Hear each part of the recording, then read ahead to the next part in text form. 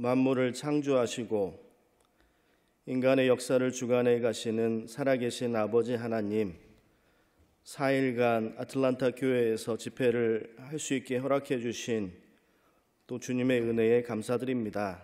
또 귀한 영혼들을 불러 모아주시고 말씀을 선포할 수 있는 시간과 여건을 허락해 주심도 감사드립니다. 이 시간 우리와 함께 해주시고 또 말씀 듣는 각각의 사람의 영혼과 함께 해주셔서 말씀을 듣고 깨달을 수 있도록, 또 성경이 사실이고 하나님께서 살아계시는 것을 깨달아 알 수 있도록 주님께서 도와주시옵소서. 말씀을 전하는 사람의 입술도 주관하여 주셔서 온전히 하나님의 말씀만을 전할 수 있도록 도와주시고, 또 봉사하는 손길, 전도하는 손길도 함께 해주셔서 지치지 않고 끝까지 전심전력할 수 있도록 주님께서 붙들어 주시고 도와주시옵소서. 모든 것을 자비로운 하나님 손에 맡기면서 예수님의 이름으로 기도드렸습니다. 아멘. 네, 창세기 6장을 먼저 잠깐 찾아보시겠습니다. 창세기 6장입니다. 창세기 6장 5절 6절 말씀입니다. 창세기 6장 5절 6절 말씀입니다. 여호와께서 사람의 죄악이 세상의 관영함과 그 마음의 생각의 모든 계획이 항상 악할 뿐임을 보시고 땅 위에 사람 지으셨음을 한탄하사 마음에 근심하시고. 17절 말씀 한 절만 함께 읽도록 하겠습니다. 17절입니다. 함께 읽으시겠습니다. 내가 홍수를 땅에 일으켜 무릇 생명의 기식 있는 육체를 천하에서 멸절하리니 땅에 있는 자가 다 죽으리라. 네, 어제는 창조의 증거하고 그리고 에덴 동산의 증거를 통해서 성경이 사실이고 또 하나님께서 살아계신 것을 잠깐 생각해 봤습니다. 오늘은 이제 대홍수 심판하고 또 소돔과 고모라 사건하고 이스라엘의 역사를 좀 살펴보면서 성경이 사실이고 하나님께서 살아계신 것을 조금 같이 생각해 보려고 합니다. 세상 말 중에 나비 효과라는 말이 있습니다. 나비 효과가 무슨 뜻이냐면 나비 아시죠? 나비? 예. 나비가 이렇게 날갯짓을 한 번만 하더라도 나중에 저기 뉴욕에 태풍이 일어날 수 있다라는 거예요. 이게 무슨 뜻일까요? 이 작은 차이가 나중에 커다란 차이를 만들어낸다라는 것입니다. 오늘 똑같이 말씀을 들으시는데 어떤 분들은 마음을 열고 간절함으로 말씀을 듣는 분도 계시지만 어떤 분들은 흘려듣는 분들이 있거든요. 한 귀로 듣고 이렇게 한 귀로 흘려듣는 분들이 있는데 이런 작은 차이가 나중에 어떤 차이로 이어질 수 있습니까? 큰 차이로 이어질 수가 있습니다. 영원한 행복으로 가실 수도 있고 영원한 불행으로 가실 수도 있습니다. 믿음은 들음에서 나는 거예요. 그래서 이런 작은 차이, 듣는 자세, 이런 것들이 우리 인생을 좌우할 수 있다는 것을 좀 생각하시면서 오늘도 기쁜 마음으로 좀 잘 들어봤으면 좋겠습니다. 옆에 있는 분들한테 잘 듣자라는 의미로 우리 신사적으로 잘 들어봅시다. 또 한번 얘기하고 시작하겠습니다. 시작. 신사적으로 우리 잘 들어봅시다. 예, 오늘 잘 들어봤으면 좋겠습니다. 창세기 6장 말씀을 방금 읽으셨는데요. 세상에 뭐가 넘쳤다고 나왔냐면은 죄가 관영했다라고 나와 있습니다. 관영이라는 말은요, 이 물컵에 물이 차서 넘치는 것처럼 죄가 흘러 넘쳤다라는 뜻입니다. 어제 배우셨던 것처럼 에덴 동산에서 아담과 하와가 범죄를 했고요. 그 이후에 태어나는 모든 자손들이 죄성을 갖고 태어났고 사람은 죄를 짓지 않고는 살 수 없는 그런 불행한 인생이 되어버렸습니다. 왜 인간이 불행하냐면 죄를 짓고 사니까 불행한 거예요. 근데 노아의 홍수 당시에는요, 이 대홍수 당시에는 죄가 충만한 그런 세상이었습니다. 사람들이 다 죄를 지었고 법이라는 것도 없었어요. 그렇기 때문에 무법천지의 세상이었거든요. 그래서 세상이 죄가 꽉 찼기 때문에 이 하나님이 홍수를 일으켜서 생명의 기식 있는 모든 생명체를 천하에서 멸절하시기로 결정하신 거예요. 그래서 이거를 대홍수 심판이라고 부릅니다. 한번 따라해 보실까요? 대홍수 심판. 시작. 대홍수 심판. 이걸로 배우려고 하는 것입니다. 화요일 되면은 뭐 하세요? 화요일 하면 떠오르는 게 뭐세요? 저 같은 경우는 저희 집 쓰레기 비우는 날입니다. 그래서 제가 쓰레기 담당인데 걱정이에요. 오늘 누가 비워야 될지. 근데 저희 집에도 이렇게 화요일 날 되면은 쓰레기 봉투에 쓰레기가 가득 차거든요. 가득 차면 어떻게 해야 됩니까? 비워야 되잖아요. 그런 것처럼 세상에 죄가 가득 차니까 하나님이 이제 물로 심판하실 그런 작정을 하신 거예요. 근데 만약 이 사건이 사실이라면 하나님은 죄를 반드시 심판하신다라는 그런 중요한 교훈을 우리가 배울 수가 있습니다. 그 대홍수 사건을요, 제가 뭐 너무나 이렇게 시간이 좀 제한된 관계로 그냥 말로 한번 요약을 해보겠습니다. 대홍수 심판을 하나님이 일으키시려고 했는데요, 노아라는 사람은 하나님과 이렇게 동행하는 의인이었습니다. 그래서 노아로 하여금 뭘 만들게 하시냐면은 방주를 만들게 하시는 거예요. 이때 당시에는 비가 한 번도 내린 적이 없었거든요. 비가 내린 적도 없는데 방주를 만들라라는 그런 무리한 요구를 하시는 겁니다. 그리고 방주의 디자인이 이때 당시에는 지금부터 한 4,000년 정도 됐거든요. 한 4,000년 전 정도의 그런 시간인데 이때 당시에 배들은 다 어떤 모양이었습니까? 유선형 모양이었어요. 물고기 잡이 그런 배였거든요. 유선형의 모양이었는데 하나님은 방주를 만들려고 하시는 거예요.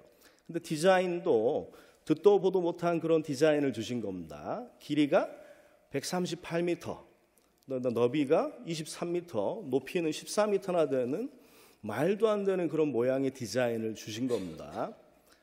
퀴즈를 하나 드려보겠습니다. 방주에서 방자가 무슨 방자입니까? 하나, 둘, 셋. 막을 방자라고 하면 안 되죠. 방자가 무슨 방자입니까? 네모 방자예요. 그러니까 유선형 모양의 배가 아니라 그 홍수를 피하기 위해서 만든 네모난 모양의 뚜껑 있는 배를 만들려고 하는 겁니다. 그러니까 그때 당시에 사람의 머리로는 생각할 수 있는 디자인입니까? 아닙니까? 사람의 머리로는 생각할 수 없는 그런 디자인이에요. 근데 실제로 그런 네모 모양의 138m나 되는 그 배가 발견된다면 성경이 사실이라는 가장 확실한 그런 증거가 될 수가 있다라는 것입니다.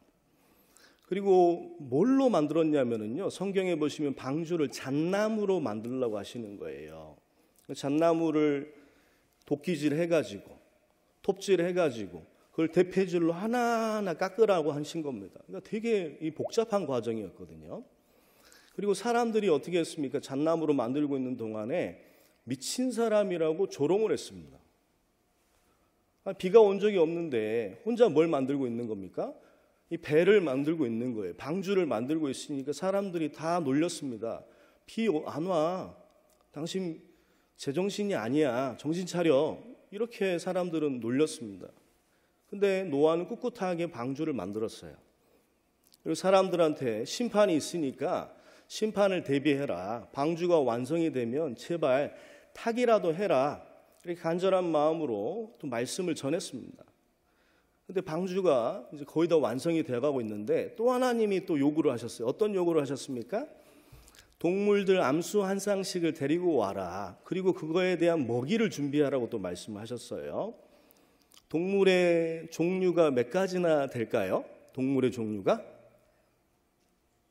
우리 생각에는 되게 많을 것 같은데요. 사실 동물의 종류는 17,600종입니다. 그럼 암수 한 마리씩 하면은 총 몇 마리가 방주에 타야 될까요? 하나, 둘, 셋. 저 쳐다보니까 당황해 하시는데 35,200마리입니다. 35,200마리를 방주로 나오게 하고 그건 하나님이 하셨는데 그리고 35,200마리가 먹을 수 있는 양식을 준비하라고 그러는 거예요. 남편 한 명 밥 차려주기도 힘든데 35,200마리의 그 음식을 준비하라고 한 겁니다. 근데 노아는 참 대단한 게 제가 이번에 성경을 읽으면 좀 생각했던 게 노아가 참 대단하다. 왜 대단하냐면 창세기 6장을 잠깐 보시겠습니다. 노아는 이렇게 했어요. 창세기 6장 22절입니다. 이렇게 여러 가지 어려운 명령을 하셨는데 그거에 대해서 노아는 창세기 6장 22절처럼 했습니다. 함께 읽겠습니다. 노아가 그와 같이 하되 하나님이 자기에게 명하신 대로 다 준행하였더라. 노아는 어떤 사람이라는 것을 알 수 있냐면 순종의 사람이라는 것을 알 수 있어요. 하나님이 명령하신 것들을 문자 그대로 하나하나 다 순종했던 사람이었습니다. 방주가 완성이 됐습니다. 드디어 홍수가 시작되었습니다. 이 홍수의 과정을요, 제가 한번 화면에다가 자세하게 한번 정리를 해보겠습니다. 노아가 600세 되던 해 2월 17일에 비가 내리기 시작했습니다. 성경에 보시면 며칠 동안 비가 내렸다고 나왔냐면요, 40일 동안 비가 내렸다고 나와 있어요. 2월 17일 날 시작해가지고 홍수가 150일간을 이렇게 전 세계에 꽉 차 있었습니다. 150일은 5개월이죠. 그럼 2월 17일 기준으로 5개월 지나면 며칠입니까? 7월 17일이죠. 7월 17일에 방주가 무슨 산에 머물렀다고 나왔냐면 한번 따라해 보시겠습니다. 아라랏산. 아라랏산에 7월 17일에 머무른 거예요. 그리고 150일 동안 또 물이 빠져나가기 시작한 겁니다. 빠져나가는 과정 속에서 10월 1일에 산들의 봉우리가 보이기도 시작했습니다. 그리고 노아가 601세 되던 해 1월 1일에 뭐가 보였습니까? 땅이 보였어요. 그리고 땅이 완전히 마른 것은 노아가 601세 되던 해에 2월 27일이었습니다. 그러면 홍수가 전체적으로 지구에 잠겨있던 기간은 총 며칠이 되겠습니까?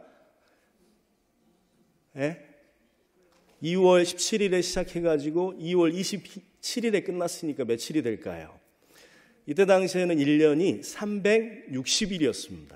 365일이 아니고 360일이기 때문에 총 며칠이 되냐면은 홍수 기간은 370일이 되는 거예요. 그러니까 전 세계가요, 중요한 게 이겁니다. 일부 지역이 아닙니다. 전 세계가 370일 동안 물에 잠겨 있었기 때문에 코로 숨 쉬는 모든 생명체는 다 죽었다라는 거예요. 물고기를 제외하고는요. 그리고 방주에 있었던 기간은 며칠입니까? 방주에 7일 전에 들어갔거든요. 그래서 377일 동안 방주에 있었던 것입니다.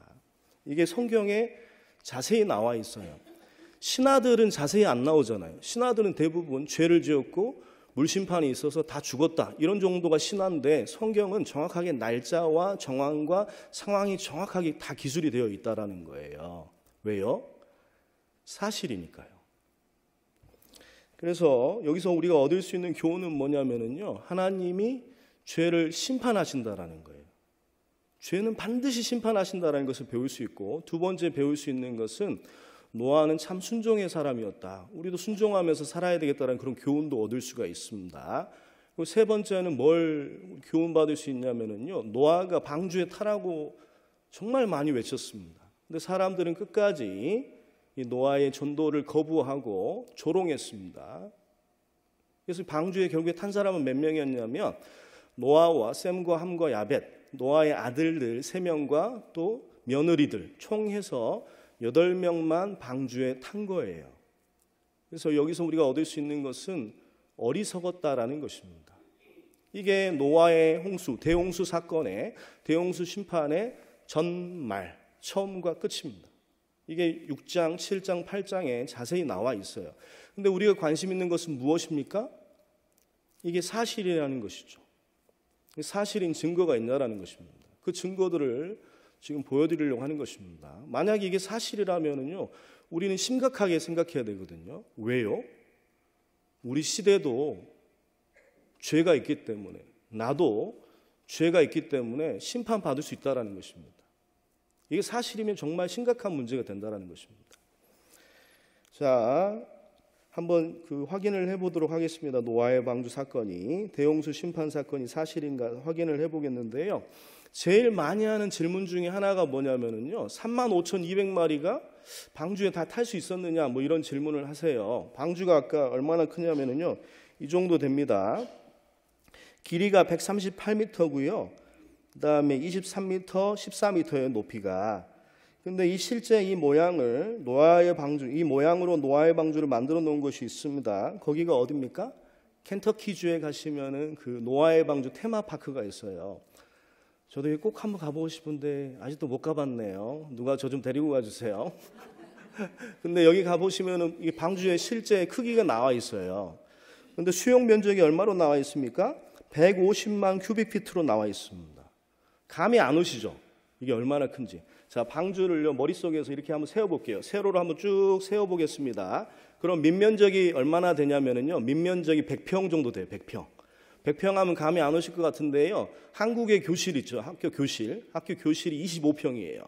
그거의 4배가 되는 민면적을 갖고 있습니다.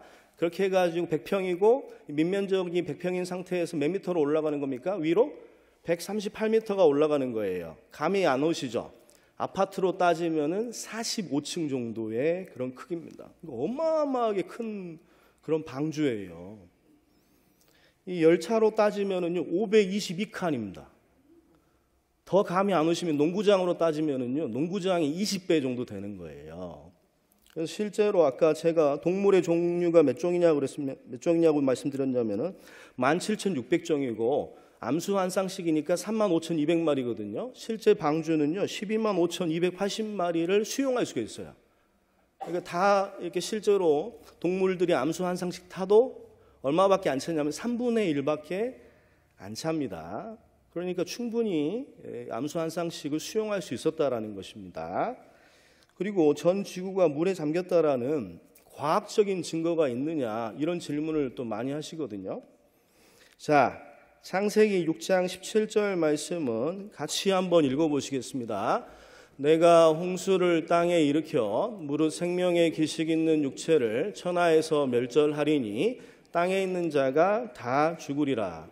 홍수를 일으키는데 땅에 있는 자가 어떻게 됐습니까? 다 죽는다고 그랬어요. 콜로라도 강이 넘치는 국지적인 홍수가 아니었습니다. 이게 좀 심각한 거예요. 전 지구를 심판하신 거예요. 전 지구적인 홍수입니다. 모든 사람을 죽이신 심판이었다라는 것입니다. 만약에 이게 사실이라면요, 전 지구적으로 뭐가 남아 있어야 될까요? 물에 잠긴 지질학적인 증거가 있어야 됩니다. 뭐 조개 화석이 남아 있거나, 소금 호수가 있거나, 소금 광산이 있거나, 아니면 무슨 바다 생물의 화석이 있거나, 아니면은 퇴적층이 있거나, 이런 과학적인 증거가 남아 있어야 된다라는 거예요. 여기 보시면은 여기가 어딜까요? 예? 나도 몰라. 왜 물어? 뭐 이렇게 얘기하실 수도 있는데 여기가 아프리카예요. 자, 저게 모래일까요? 소금일까요? 소금입니다. 소금. 아프리카에 소금이 있어요. 전혀 물하고 상관없는 그런 대륙에. 여기가 어디냐면은요, 이디오피아의 다나클리 사막입니다. 지구상에서 가장 더운 사막으로 유명한 곳이 어디냐면요, 다나클리 사막이에요. 근데 여기서 지금 뭘 채취하고 있냐면 소금을 채취하고 있어요. 그리고 여기 보시면은 러시아입니다. 러시아. 이게 뭘까요? 예쁘죠? 네. 이게 소금 광산입니다. 소금이 녹아내리면서 지하에 그 암석하고 섞이면서 영롱하고 이렇게 아름다운 빛깔을 내고 있는 겁니다. 실제로 저걸 긁어가지고요, 소금으로 판매를 하고 있어요. 러시아도 소금에 물에 잠겼던 흔적이 남아있다라는 것입니다. 여기는요, 몽골이에요. 몽골은 완전 내륙 지방이지 않습니까? 근데 분홍색 점들 보이시죠? 이 분홍색 점들이 다 소금 호수들입니다. 그러니까 이렇게 제가 몽골 분들하고 상담을 할 때요, 제일 많이 얘기해 주는 것이 이 몽골 대륙의 소금 호수에 대해서 얘기를 해줍니다. 자기가 어렸을 때 봤잖아요. 그러니까 물에 잠겼다라는 것을 쉽게 인정합니다. 그래서 여기도 보시면 몽골에 있는 소금 호수들 사진이고요. 실제로 소금 호수에서 소금을 채취하고 있습니다. 중국에도 소금 호수가 있어요. 그리고 여기가 어디입니까? 세계에서 가장 높은 산 에베레스트 산이에요. 8,848m나 되는 그런 산입니다. 근데 여기서도 뭐가 발견되고 있습니까? 이렇게도 높은 산에서 바닷속에 화석이 발견되고 있거든요. What are clams doing? 조개들이 산꼭대기에서 뭘 하고 있나요? 그렇죠? 그러니까 8,848m 꼭대기에 이런 조개들이 있는 거예요. 뭐 한두 개가 아닙니다. 여기 보시면은요, 이게 에베레스트 산 물고기 화석이에요. 이런 게 한두 개가 아니에요. 뭐 수백 개가 널려 있어요. 그리고 암모니아 나이트 화석도 있고요. 그 다음에 이게 뭘까요? 이거 한번 맞춰보세요. 이게 뭘까요? 이거는 거대 굴 화석이에요. 굴 화석. 굴이에요, 굴. 갑자기 먹고 싶으세요? 이따 끝나고 같이 먹으러 갈까요? 굴 화석인데요. 이게 평지에 있는 것이 아니라 안데스 산맥에 있는 거예요. 3,200m나 되는 안데스 산맥 꼭대기에서요. 크기가 얼마나 크냐면은 3.5m나 되는 이런 굴들이 뭐 수백 개, 500개 가까이가 지금 발견됐다라는 것입니다. 그러니까 이것이 일부 지역에만 이런 화석이 남아 있는 게 아닙니다. 물에 잠겼던 흔적이 일부 지역에만 있는 게 아니라는 거예요. 근데 과학자들이 이 전 세계가 물에 잠겼다라는 것을 가장 정확하게 내세우는 증거가 무엇입니까? 그건 태적층이에요. 미국에도 물에 잠겼다는 증거가 있는데요. 그것이 바로 그랜드 캐년입니다. 꼭 한번 가보고 싶은데 아직 못 가봤는데요. 가보고 싶은 데도 참 많은데 다 못 가봤어요. 저 좀 데리고 와주세요. 자, 이런 수평 모양의 태적층이 이렇게 그랜드 캐년에 막 널려 있거든요. 한번 질문 드려볼게요. 이 수평 모양의 태적층이 쌓이는데 몇 년이나 걸렸을 것 같으세요? 이렇게 쌓이는데 진화론자들은요 수억 년이 걸렸다고 얘기합니다. 근데 우리는 홍수를 믿는 사람들은요, 그러니까 진화론자들은 뭐라고 얘기하냐면요, 1cm 쌓이는데 200년이 걸린다고 얘기를 해요. 30cm만 쌓여도 몇 년이 걸린다고 얘기하냐면 6,000년이나 걸린다고 얘기합니다. 이런 정도면 수억 년이 걸려야 되거든요. 근데 만약에 상식적으로 한번 생각을 해보시면은요, 오랜 세월을 통해서 지층이 쌓였다라면 뭐가 일어났을까요?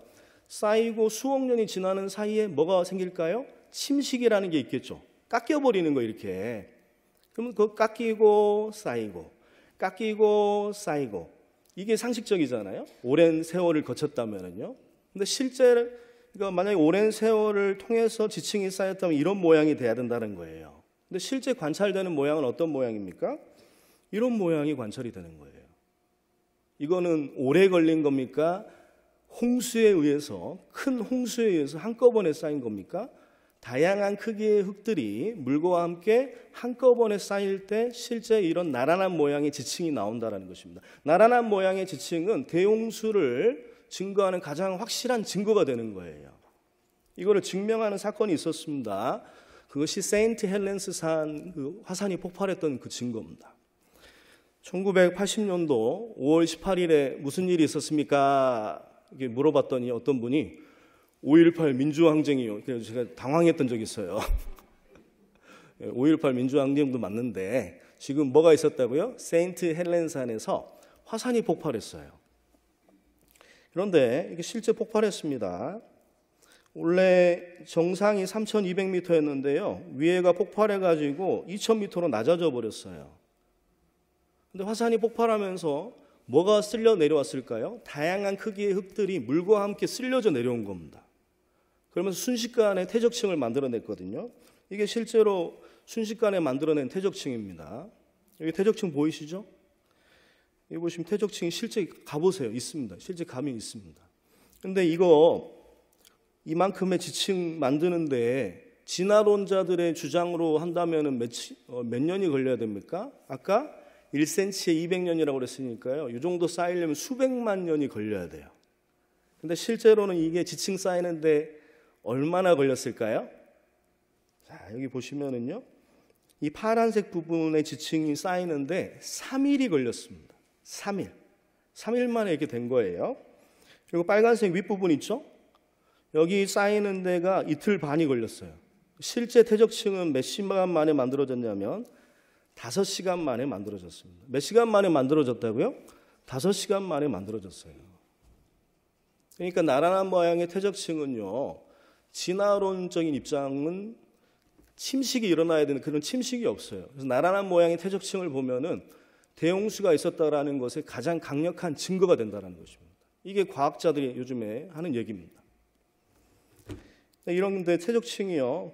자, 이분이 보시면은요, 이분이 그랜드 캐년에 갔어요. 자, 이분이 지금 뭐라고 고백하고 계실까요? 저도 이걸 꼭 한번 해보고 싶어요. 딱 가가지고 퇴적층을 보면서 나란한 모양의 퇴적층을 보니 대홍수 심판이 사실이구만. 이걸 꼭 한번 해보고 싶습니다. 자, 같이 한번 따라해 볼까요? 나란한 모양의 퇴적층을 보니 대홍수 심판이 사실이구만. 이렇게 잘하시네요. 이렇게 꼭 한번 고백을 해보시기 바랍니다. 그러니까 아무 생각 없이 보이면 그냥 아무 생각 없이 넘어가는 거예요. 근데 성경을 알고 조금 생각하고 보시면 모든 게 증거입니다. 이런 것이 세계 곳곳에 남아 있어요. 전 대륙의 몇 프로 이상입니까? 70% 이상이 퇴적층. 왜 하필이면 퇴적층이 저렇게 많습니까? 지구에 널려 있어요. 대한민국입니다. 그리고 여기가 남미예요. 여기는 아시아 대륙입니다. 중국입니다. 심지어는 아프리카 대륙에도 있고요. 유럽에도 있습니다. 오세아니아 대륙에도 있어요. 이게 어디 일부에만 있는 게 아닙니다. 전 지구적인 퇴적층이 있다는 것은 전 지구가 물에 잠겼다라는 가장 확실한 증거라는 겁니다. 켄터키 수양강 갈 때도 있어요, 사실은. 한번 자세히 보시기 바랍니다. 볼 때마다 저는 대홍수가 사실이구나, 이거를 느끼고 있습니다. 그런데 이거보다 더 강력한 증거가 있습니다. 아까 뭘 만들었다고 얘기했습니까? 방주를 만들었다라는 거예요. 근데 그 방주가 어디에서 발견이 됐다? 7월 17일에 자, 창세기 8장입니다.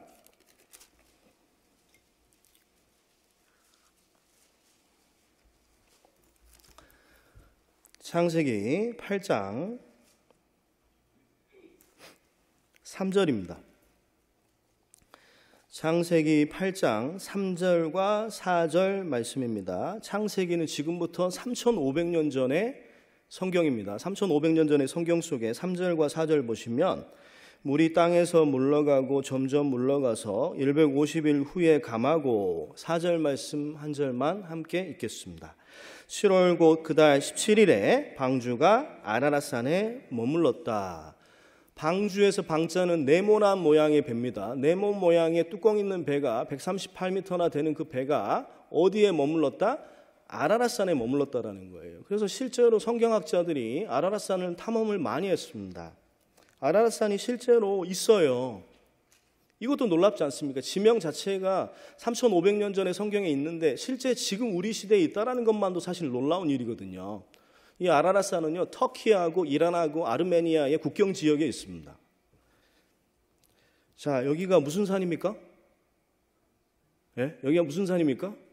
여기가 무슨 산입니까? 제가 물어봤는데 어떤 분이 휴지산이요, 뭐 이렇게 해가지고 제가 당황했던 적이 있어요. 조시면은 후지산이라고 그러는 거예요. 후지산이라고. 후지산처럼 보이긴 하는데요, 아라랏산입니다. 여기가 큰 아라랏산이고 여기가 작은 아라랏산인데 큰 아라랏산에서 방주가 실제로 많이 목격이 되고 있습니다. 자, 여기 보시면은요, 아라랏산은 5,144m의 해발 고도가 있습니다. 여기 보시면 이 빨간색 줄이 무슨 줄일까요? 그렇죠. 수목 한계선입니다. 이 빨간색 위로는요, 2,400m 지점 위로는요, 나무가 자랄 수 있다는 뜻입니까? 없다는 뜻입니까? 없다는 뜻이에요. 절대 나무가 자랄 수가 없어요. 그리고 여기가 4,000m 지점인데요, 4,000m 지점 위로는요, 만년설이 덮여 있습니다. 아까 잣나무로 만들어졌기 때문에 만약에 만년설 속에 들어가 있지 않았으면요, 다 썩어버렸을 겁니다. 근데 만년설 속에 있어가지고 지금도 발견이 된다라는 것입니다. 보통 4,200m 지점에서 많이 발견이 되고 있어요. 조금 자세히 살펴보시면 더 증거가 확실합니다. 여기 보시면 1949년 미 공군에서 찍은 사진입니다.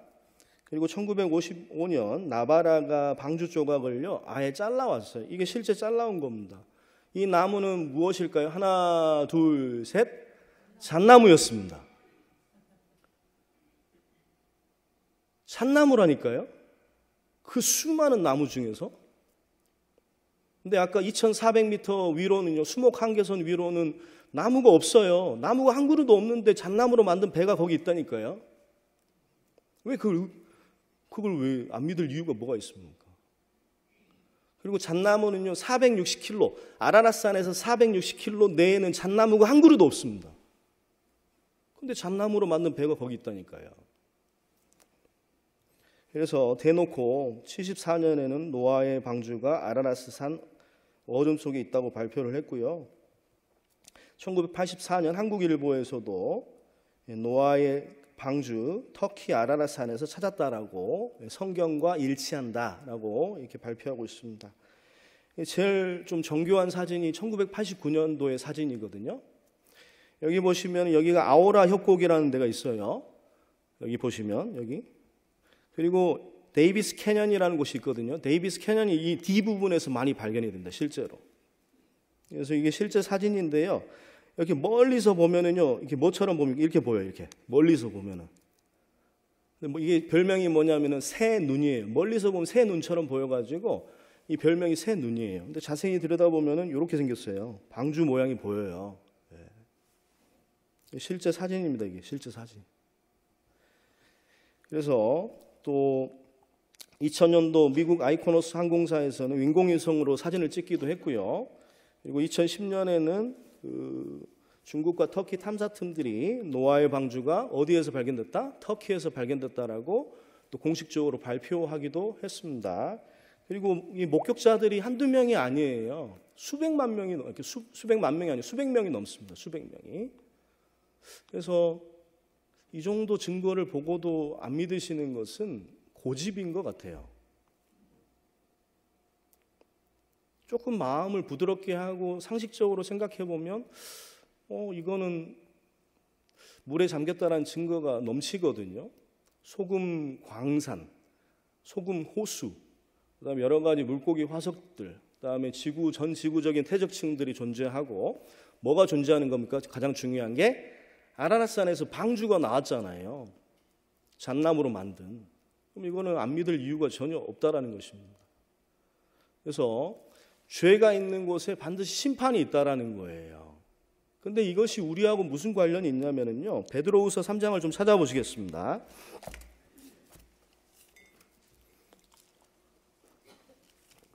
이게 나하고 무슨 관계가 있느냐. 베드로후서 3장입니다.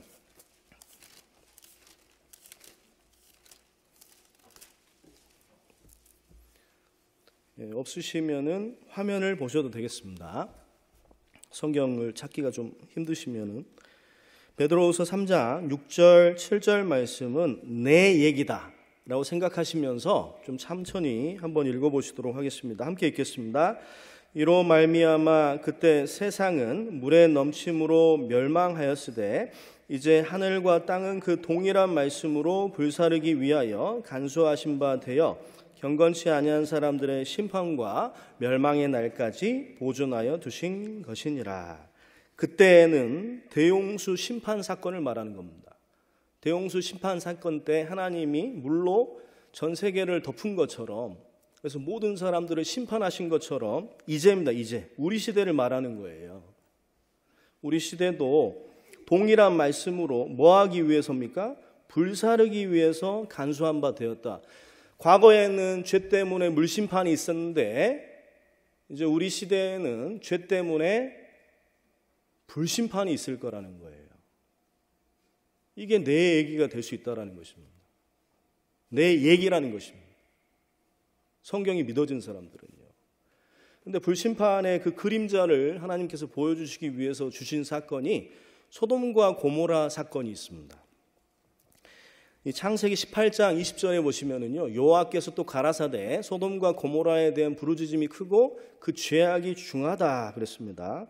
소돔과 고모라는요, 가장 심했던 죄가 뭐냐면 음란죄입니다.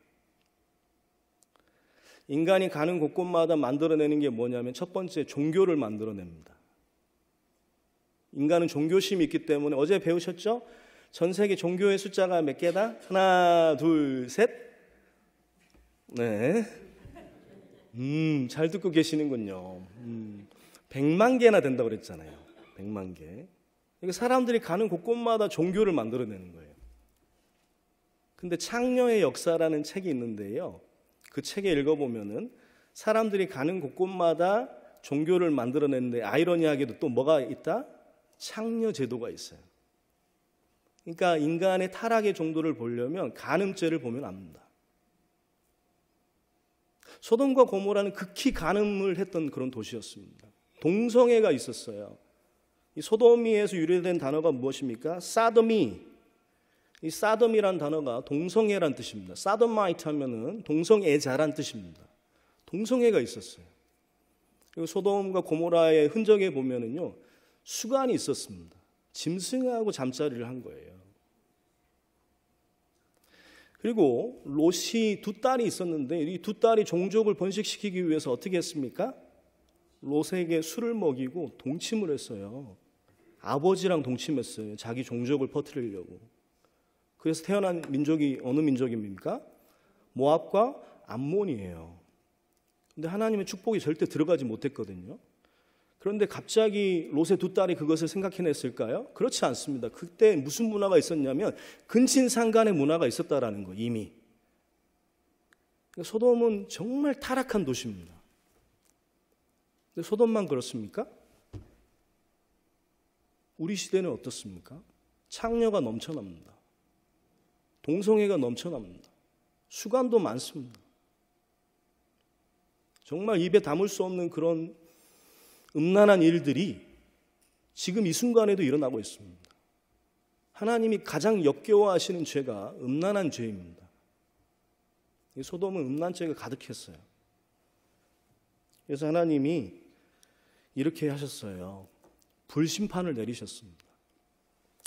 여호와께서 하늘고 여호와에게로서 유황과 불을 비같이 소돔과 고모라에 내리사 그 성들과 온들과 성에 거하는 모든 백성과 땅에 난 것을 다 덮어 멸하셨다고 말씀하셨습니다. 하나님이 가장 참지 못하는 게 죄인데 특별히 음란죄는 반드시 하나님이 심판하실 것입니다. 불과 유황으로 심판하셨어요. 실제 소돔과 고모라를요. 그럼 그 증거가 남아 있어야 되겠죠. 요세푸스라는 유대 역사학자가 있는데요. 요세푸스가 이렇게 말했습니다. 소돔과 고모라가 여전히 남아있고 앞으로도 관찰될 것이다. 근데 실제 소돔과 고모라가 우리 시대에 발견이 됐어요. 이 성서 내용을 고고학적으로 입증하는 학문이요. 성서 고고학입니다. 이 데이비스 그레이브라는 사람의 책에 보시면은 소돔과 고모라를 발견한 그 과정이 자세히 나와 있고요. 에릭 클라인이라는 사람의 책에도 보시면은 소돔과 고모라를 발견한 게 정확하게 나와 있습니다.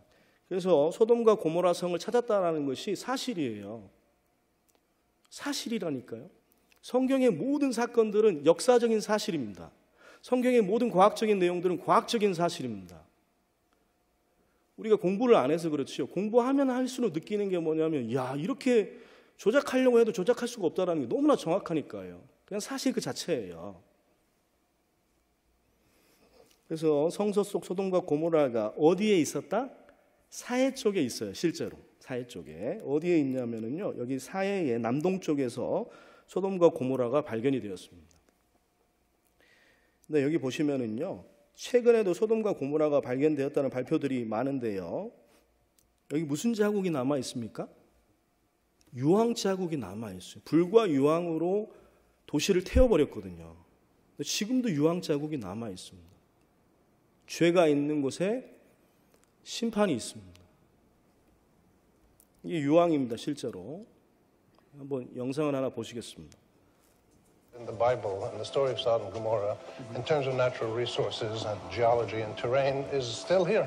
Hasn't changed very much. Critical element. 그는 성경 속의 초자연적 자원 중 하나로 등장하는 유황은 지금도 이곳의 천연 자원이라고 설명합니다. What do you think that is? I don't know. Some sort of chalk? That's almost pure sulfur. Sulfur. Pure sulfur. Very high quality. Tastes like sulfur. And it's throughout the walls here. It's throughout, not just throughout the walls, it's throughout this whole area. The whole area is full of this stuff. Hey, let's get a couple more of these babies. Okay. And I'll show you what happens to it.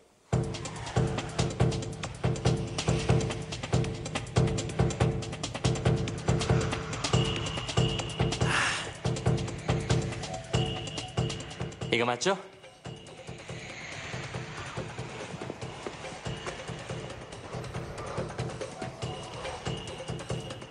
Did pretty well. Yeah. 유황 덩어리들로 무엇을 보여주려는 건지는 알 수 없지만 점점 어두워지고 있으니 서둘러야겠죠. Pick it up. Let me show you. You know what happens to sulfur when you light it? Well, it lights. Catches fire. Oh. Okay. Okay, that smells. Yeah, better put it down. That's burning sulfur, otherwise known as brimstone. My whole life, I didn't know what brimstone was. Well, brimstone just means burning stone in sort of medieval English. So it's another part of the Bible which is remarkably found in the landscape here. Based on human reality. Now, does that lend credibility to the idea of Sodom and Gomorrah actually happening? Well, it certainly makes it credible to the people in this region because they would remember something about a destruction of a city that may have happened possibly through a natural phenomenon or possibly through the intervention of God. So when they talk about fire and brimstone, this is what they're talking about. How'd you like that coming down on you? Good to see you. Got done with your visit here? 고식물학자 데이빗 맥크리리가 큰 구덩이 옆에서 기다리고 있었습니다. 그는 누메라의 최후의 순간을 볼 수 있는 여러 층으로 된 흙을 보여주었죠. So it's hard to know exactly what's going on. What's very clear is that we've got two burn layers. A burn layer up here, you can see chunks of charcoal. Yeah. Those are probably from the wooden beams that would have supported the roofs. This layer is between 20 and 30 centimeters thick. Okay. And then below that you have a much hotter, what I'm interpreting is a hotter burn layer. Whiter is hotter. Whiter is hotter, yeah, that's this ash. So this is not a small fire that got out of control. This is a huge fire that burned everything. It certainly shows up in every part of the city. 그래서 실제로 이렇게 도시가 불에 탄 흔적이 지금도 남아 있어요. 그런데 여기 보시면은요, 이게 소돔과 고모라에서 발견되는 유황입니다. 그리고 이게 자연 상태에서 발견되는 유황이거든요. 자연 상태에서 발견되는 유황은 순도가 몇 프로라고 나왔냐면은요, 40%밖에 안 돼요. 그런데 소돔과 고모라에서 발견되는 유황의 순도가 얼마냐, 여기 보시면은요, 이게 실제 소돔과 고모라에서 발견된 유황의 순도입니다. sulfur 몇 프로 나왔습니까?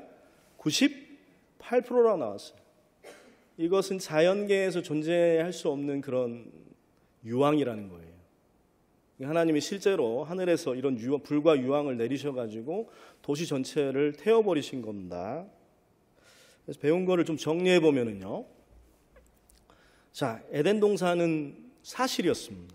내 강이 있었고 석유가 있기 때문에 에덴 동산은 사실이에요. 사실인 건 당연한 겁니다, 성경은. 근데 거기에 교훈이 있다라는 거예요.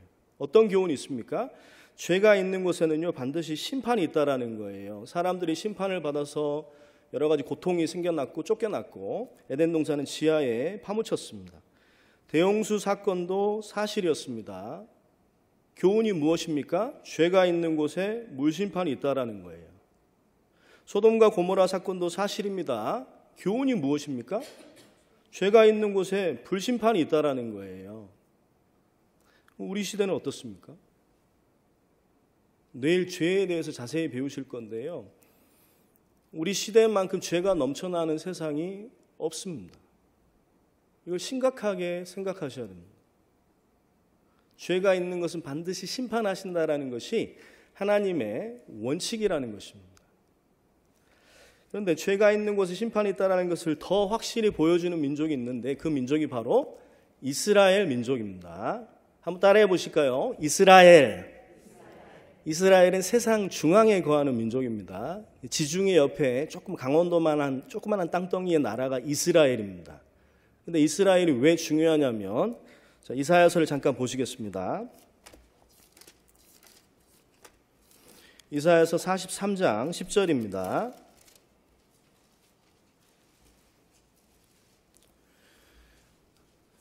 지금 너무 잘 듣고 계세요. 한 명도 안 졸고 계시네. 아틀란타는 참 대단한 것 같습니다. 예. 역시 세계적인 교회 같습니다. 이사야 43장 10절, 11절 말씀입니다. 이사야 43장 10절, 11절. 나 여호와가 말하노라. 너희는 나의 증인 나의 종으로 택함을 입었나니 이는 너희로 나를 알고 믿으며 내가 그인 줄 깨닫게 하려 함이라. 함께 읽겠습니다. 나의 전에 지음을 받은 신이 없었느니라. 나의 후에도 없으리라. 나 곧 나는 여호와라. 나 외에 구원자가 없느니라. 이렇게 나왔거든요. 여기서 너희는 이스라엘을 말합니다. 이스라엘은 하나님의 증인이라고 나왔습니다. 증인이면 증거하는 일이 있어야 되겠죠. 근데 성경에 몇 가지를 증거한다고 나왔냐면 두 가지를 증거한다고 나왔어요. 첫 번째가 무엇이냐? 나의 전에 지음을 받은 신도 없고 나의 후에 또 없을 것이다. 그러니까 하나님만이 참 신이라는 것을 증거하는 민족이 바로 이스라엘이다. 두 번째 증거하는 게 무엇입니까? 나 외에 구원자가 없다. 나만이 구원자라는 것을 증거하는 민족이 바로 이스라엘이라는 거예요. 그래서 이스라엘의 역사를 배우시면은 하나님이 살아계시는 것을 가장 확실하게 알 수 있다라는 뜻입니다. 근데 이스라엘 민족을 뭐라고 부르냐면요, 히브리인이라고 불러요. 퀴즈를 하나 드려보겠습니다. 오늘도 동일한 상품을 드리겠습니다. Very Very Strawberry에서 바스킨 라빈스 31에서 Very Very Strawberry 쿠폰을 보내드리겠습니다. 히브리가 무슨 뜻인가요? 하나, 둘, 셋. 다 맞추셔버리면 어떡해요. 이 히브리가 유프라테스 강을 건넜다라는 뜻입니다. 그렇죠?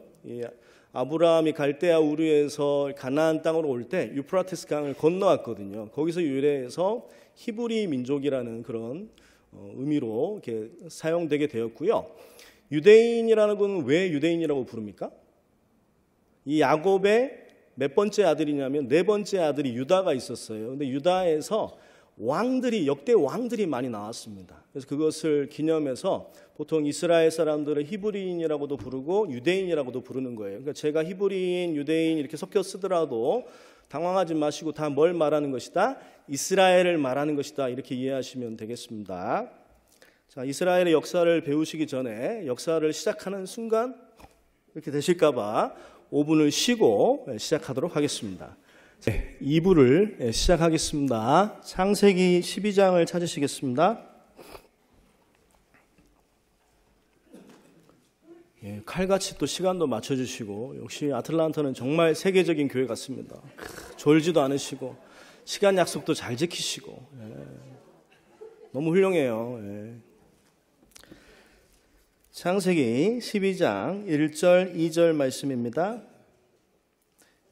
창세기 12장 1절 2절 여호와께서 아브라함에게 이르시되 너는 너의 본토 친척 아비집을 떠나 내가 내게 지시할 땅으로 가라. 내가 너로 큰 민족을 이루고 내게 복을 주어 내 이름을 창대케 하리니 너는 복의 근원이 될지라. 이스라엘 백성들의 조상은 아브라함이라는 사람입니다. 아브라함은 갈대아 우르 우상 숭배의 도시에 살고 있었는데 하나님이 아브라함을 선택하셔서 가나안 땅으로 가라고 말씀을 하시는 겁니다. 그러면 땅도 주고 민족도 주고 복의 근원이 되게 하겠다라고 말씀하시는 건데요.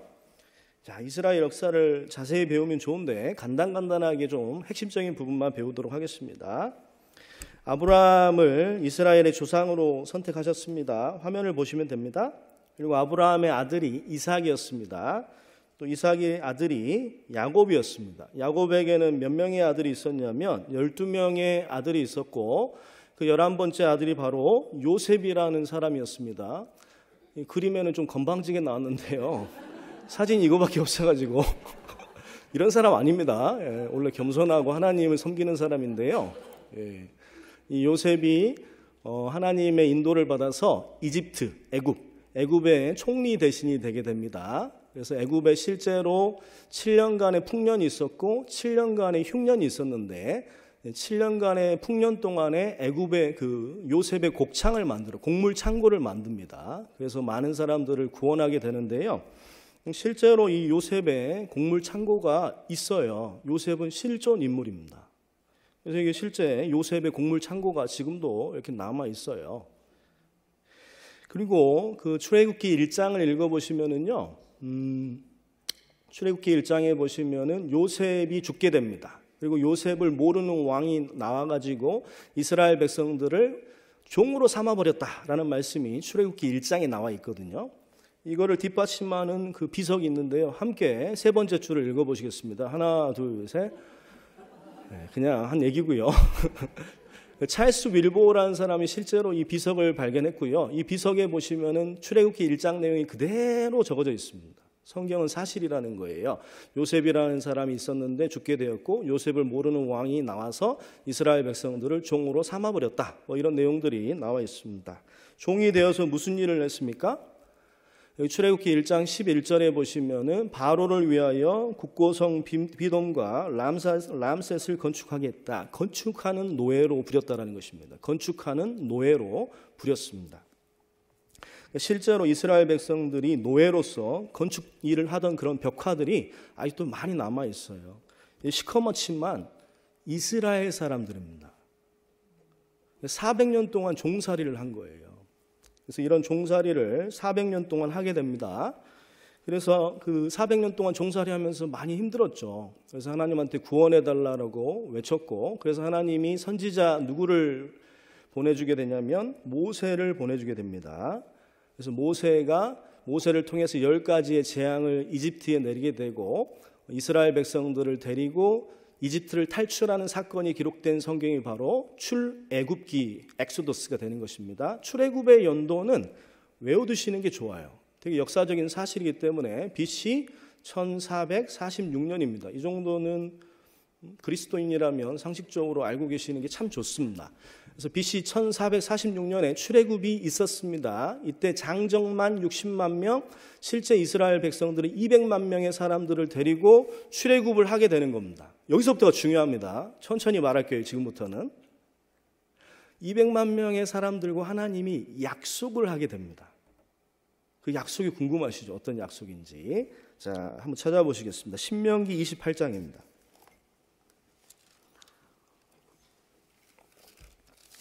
신명기 28장입니다.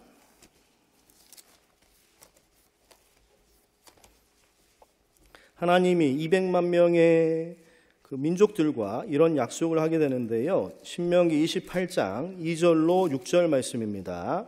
이거는 화면에 없기 때문에 꼭 찾아보시면 좋겠습니다.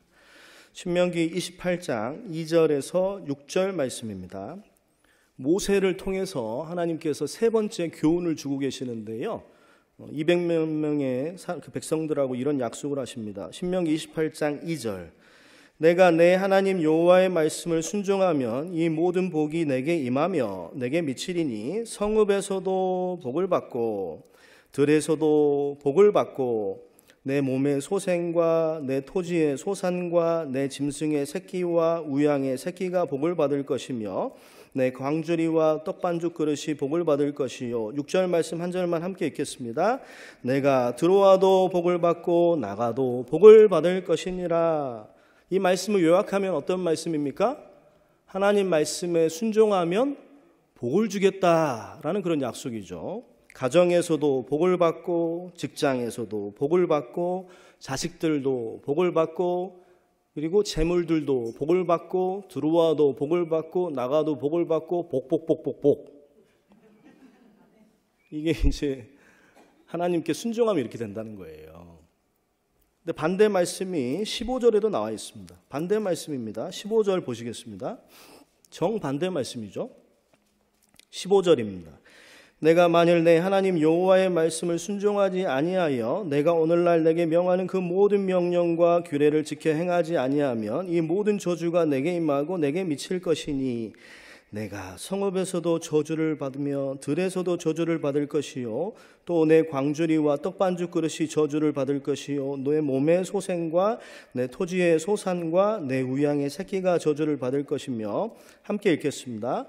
내가 들어와도 저주를 받고 나가도 저주를 받으리라. 이 말씀은 정반대 말씀이죠. 불순종하면 저주가 있다라는 것입니다. 가정에서도 저주를 받고 직장에서도 저주를 받고 자식들도 저주를 받고 재산도 저주를 받고 들어와도 저주를 받고 나가도 저주를 받는다는 거예요.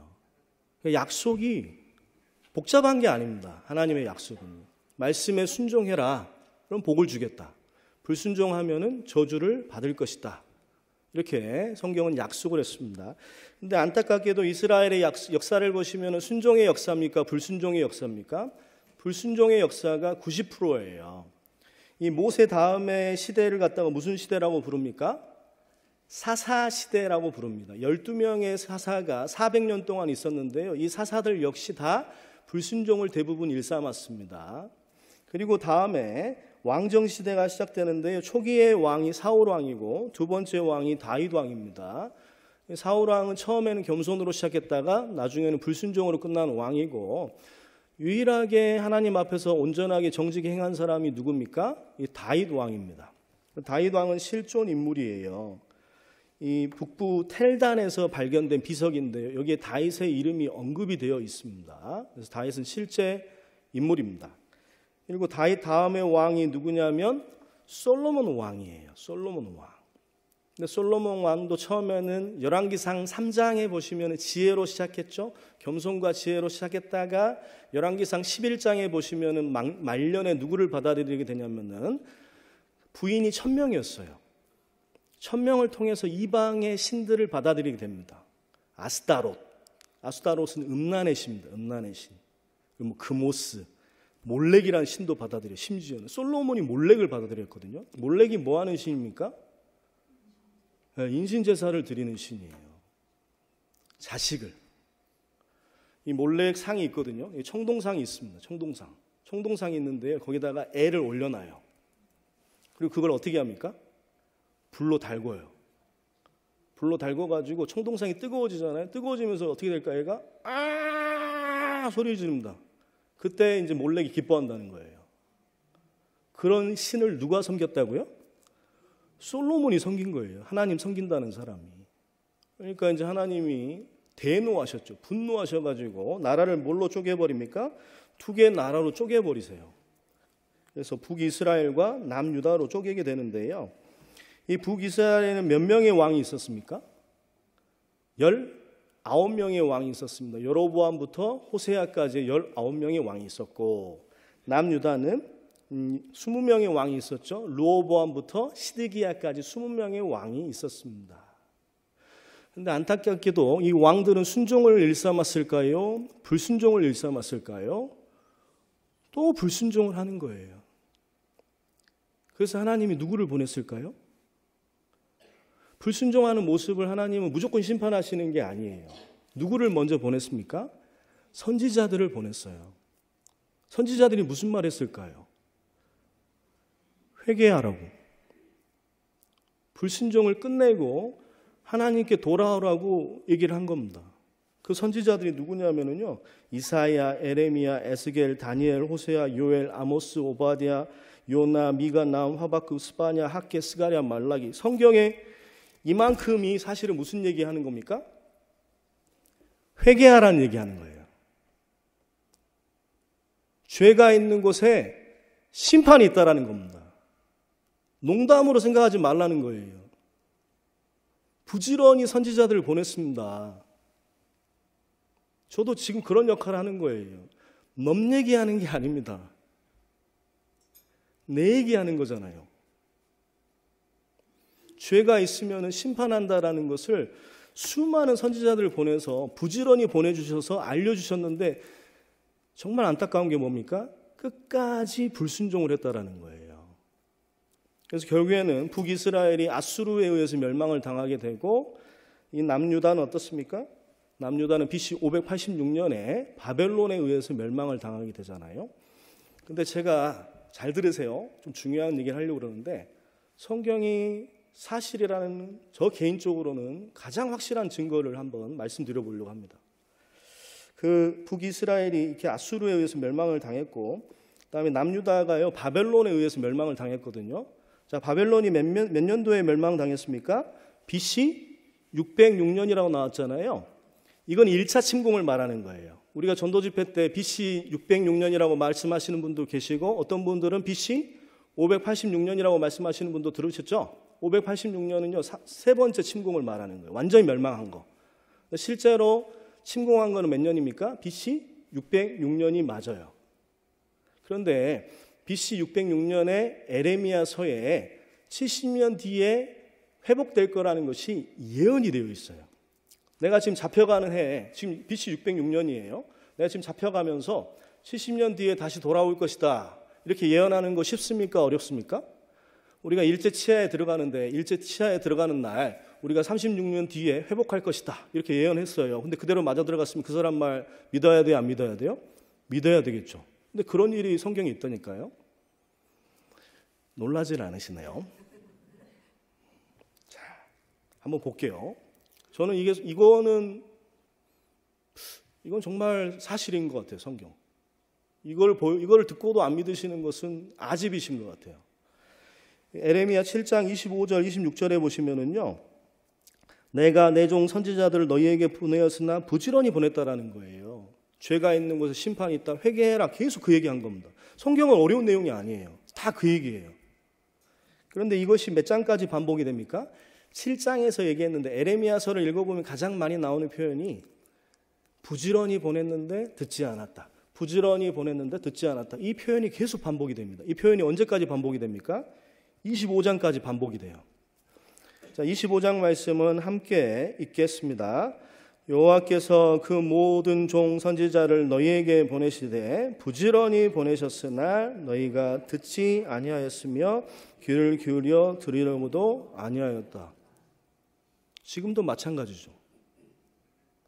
지금도 죄가 있는 곳에 심판이 있다. 성경은 사실이다. 수없이 외쳐대고 있잖아요. 근데 이렇게 해요.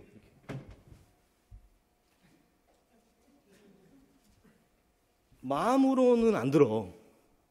겉으로는 막 이렇게 하는데 마음으로는 안 듣는 사람이 많아요.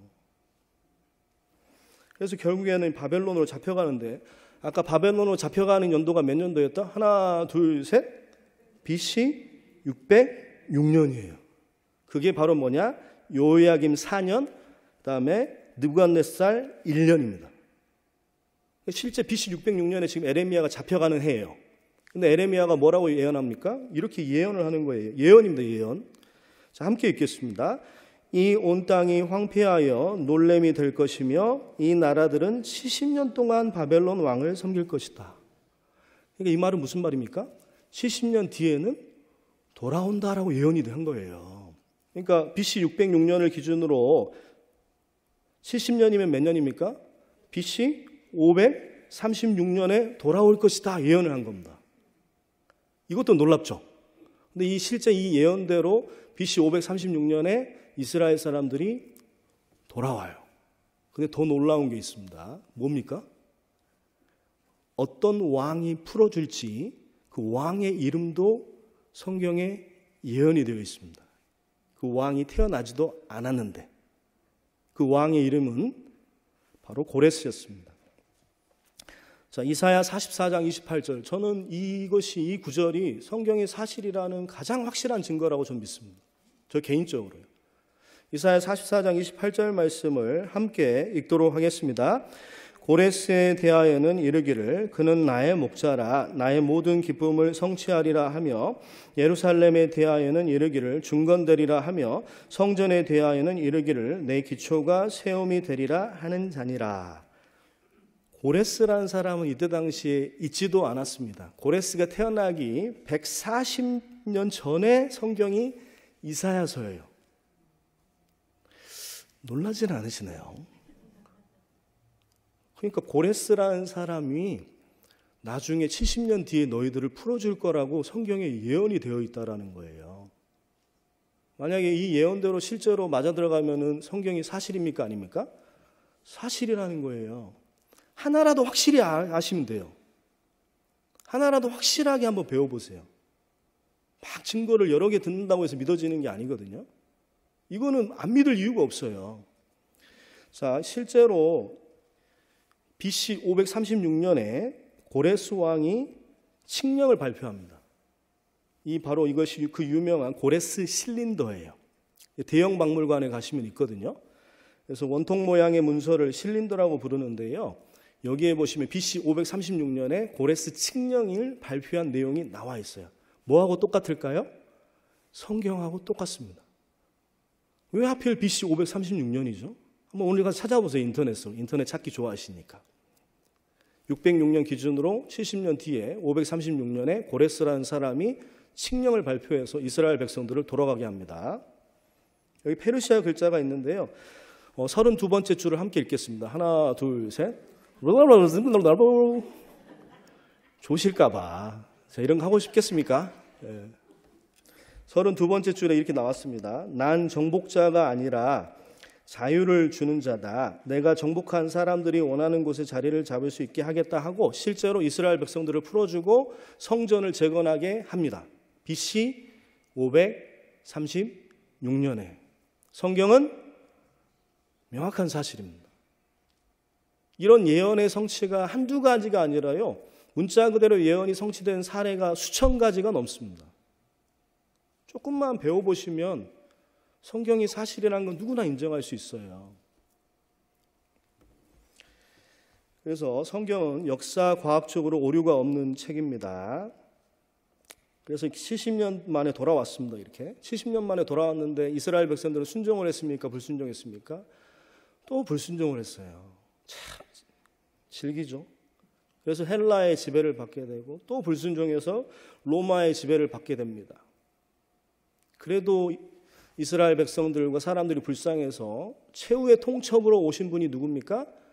예수 그리스도를 보내신 거예요. 예수님은 오셔서 무슨 말 했을까요? 선지자들이 했던 얘기하고 똑같은 얘기 하시는 거예요. 예수님이 무슨 얘기 하셨습니까? 좋은 얘기 하는 게 아닙니다. 죄가 있는 곳에 심판이 있으니까 회개해라! 이 얘기를 하는 거예요. 제발 이렇게 듣지 마세요. 진심으로 말씀드립니다. 마음으로 들으세요. 마음으로. 이게 내 얘기일 수도 있잖아요. 내 얘기입니다. 근데 예수님이 오셔가지고요 많은 이적을 행하셨습니다. 예수님이 말씀하시니 물이 변하여 포도주 됐네. 첫 번째 사건이 물을 포도주로 바꾸신 사건이고, 예수님이 베푸신 두 번째 기적이 무엇입니까? 왕의 신하의 아들을 살리신 그런 사건이 있었고, 고치신 사건이 있었고, 베데스다에서 38년 된 환자를 고치신 사건입니다.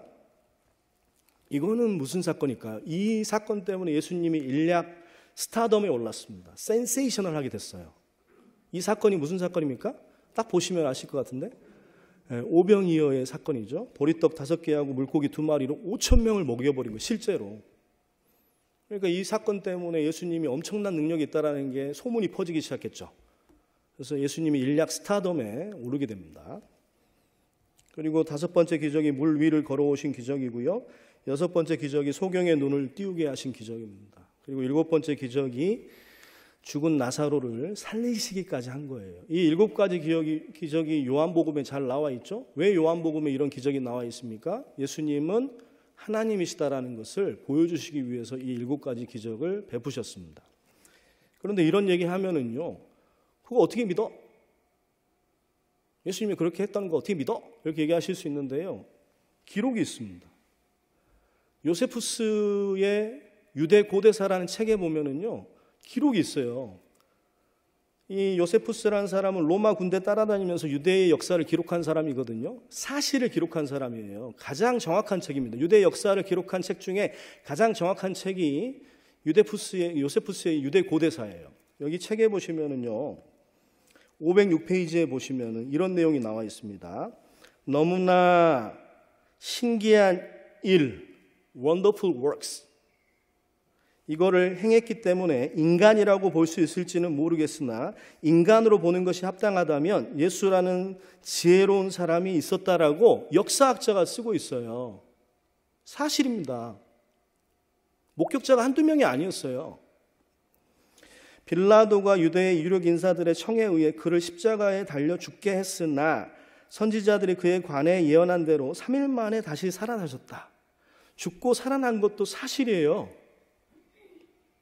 500명의 사람들에게 일시에 보이시기도 하셨고, 이 요세푸스도 그걸 목격한 사람입니다. 그대로 역사적으로 적어놓은 거예요. 그래서 예수님의 이 실제 수많은 기적을 보니까요, 이스라엘 사람들이 어떤 마음이 들었습니까? 로마의 압제 가운데 있으니까, 야, 저 사람이라면 우리를 해방시켜 주겠다, 우리를 왕으로 삼자, 이렇게 생각을 했죠. 그래서 예수님을 왕으로 삼으려고 그랬습니다. 근데 성경에는 예수님의 모습이 두 가지 모습으로 나와 있는데 초림의 모습은 고난받으실 메시아의 모습으로 나와 있죠. 두 번째 모습은 뭡니까? 왕으로 오실 메시아의 모습으로 나와 있는데 이스라엘 백성들은 고난받으실 예수님의 모습을 상상도 안 한 것입니다. 그냥 왕 삼으려고 한 거예요. 예수님이 오셔서 하신 말씀 중에 제일 많은 말씀이 뭐라고요? 죄가 있는 곳에 심판이 있으니 회개하라는 말씀을 한 거예요. 너희들 내가 해방시켜 주겠다 이런 얘기 하신 게 아닙니다. 제가 길 가다가 아무나 붙잡고요. 선생님 안녕하십니까? 선생님 죄인이십니다. 아이고 숙녀님 안녕하십니까? 죄인이십니다. 이렇게 하면 제가 어떻게 될까요? 좋아할까요? 저를 뺨 한 대 맞을 수 있을까요? 저를 미워할 거예요. 예수님도 죄인이라고 그러니까 특히 누구한테 죄인이라고 그런 겁니까? 바리새인들과 서기관들, 거짓 종교가들한테, 거짓 목사님들, 거짓 선교사들한테, 전도자들한테 죄인이라고 그러니까 예수님을 미워하기 시작한 거죠. 그래서 예수님을 십자가에 못 박으라고 이렇게 예수님을 십자가에 못 박게 된 것입니다. 빌라도 총독에게 고발을 해버렸어요. 이 사람이 빌라도 총독인데요. 빌라도는 실존 인물입니다. 실존 인물. 빌라도의 그 비문이 지금도 나와 있어요. 그리고 이 타키투스 연대기에 보시면은요, 그 로마 역사학자 중에 가장 유명한 사람은 타키투스. 아까 그 요세푸스는 유대의 역사. 여기 보시면은요, 이 일파의 명칭의 유래가 된 크리스투스라는 자는 티베리우스 7세 하에 황제 총리 폰티우스 필라투스에 의해서 처형되었다. 폰티우스 필라투스가 누굴까요? 마태복음 27장에 본디오 빌라도를 말하는 거예요. 성경은 역사책이에요. 지금 뭐 허구적인 얘기 하는 게 아닙니다. 문자 그대로 사실이에요. 자, 근데 로마는 법치국가였습니다. 빌라도가 예수님을 조사해 보니까 죄가 없어요. 근데 유대 그 풍습에 보면 6월절에 죄수 하나를 풀어주는 풍습이 있었잖아요. 그래서 살인강도 바라바하고 예수님 둘 중에 누구를 풀어줄까 얘기하는 겁니다. 야, 바라바냐 예수냐? 사람들은 놀랍게도 누구를 외쳤습니까? 바라바 이렇게 외쳤습니다. 예수님을 풀어주자고 할 줄 알았는데 바라바를 풀어주라고 하는 거예요. 그럼 그리스도라는 예수를 내가 어떻게 하랴? 백성들이 뭐라고 대답했습니까? 십자가에 못 박혀야 하겠나이다.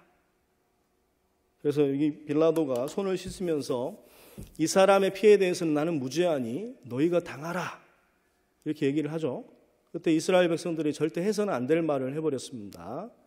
마태복음 27장을 잠깐 찾아보시겠습니다. 마태복음 27장입니다.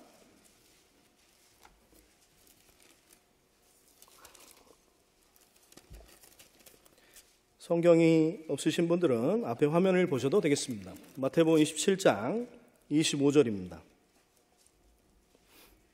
마태복음 27장 25절 말씀을 함께 읽도록 하겠습니다. 백성이 다 대답하여 가로되 그 피를 우리와 우리 자손에게 돌리시어다 하거늘. 인간이 저지를 수 있는 최대의 불순종은 예수님을 배척한 것입니다. 그 피를 우리는 당대 사람들이죠. 당대 사람들이 받을 벌이 성경에 예언이 되어 있어요. 우리 자손들에게 돌릴지어다. 후손들이죠. 후손들이 받을 벌도 성경에 정확하게 예언이 되어 있습니다. 예수님을 이렇게 십자가에 죽였습니다. 그 선지자들이 참 많았잖아요. 이사야부터 말라기까지 수많은 선지자들이 있었는데요. 그 선지자들을 다 죽여버렸어요. 배척했습니다. 그래도 하나님은 사랑의 하나님이셔가지고 기회를 주고 싶어가지고 심판 얘기하는 것은 재수 없는 얘기하는 게 아니라 사랑의 얘기해드리는 거예요. 심판이 있으니까 피하라고 얘기해 주는 겁니다. 사랑해서 예수님 보냈는데 예수님마저 십자가에 죽여버린 것입니다. 그러면서 그 피를 우리와 우리 자손에게 돌릴지어다라고 얘기를 한 거예요. 근데 성경이 정말 무서운 게 뭔지 아세요? 받을 형벌도 죄가 있는 곳에 심판이 있다. 이 심판의 그 형벌의 모습도 정확하게 성경에 예언이 되어 있어요. 당대 사람들이 받을 형벌, 그리고 후손들이 받을 형벌이 성경에 정확하게 예언이 되어 있는데 그 예언이 어디에 되어 있습니까? 레위기서를 찾아보시겠습니다. 레위기 26장입니다.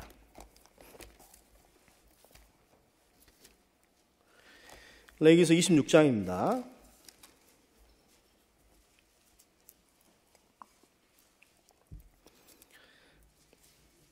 너무 잘 듣고 계세요. 예, 감사합니다. 예, 마음으로 듣고 계시죠? 예, 마음으로.